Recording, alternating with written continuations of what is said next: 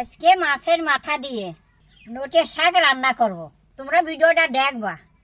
তেল দিয়ে দেই, জিরে দিয়ে দেই, মাছের মাথাটা দেই, নোটের শাক দিয়ে দেই, লঙ্কা দিয়ে দেই,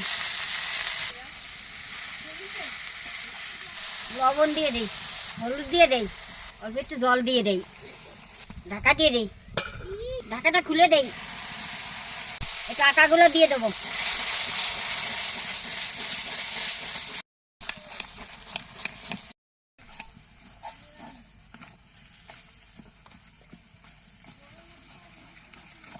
গেছিলাম ঘাস কাটতে, দেখি এত সুন্দর নোটের শাক হয়ে রয়েছে, ওটা তুলে নিয়ে এলাম।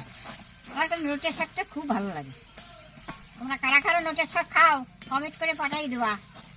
নামিয়ে নে, হয়ে গেছে শাক রান্না হয়ে গেছে। ভালো লাগলে লাইক কমেন্ট করে দেবা।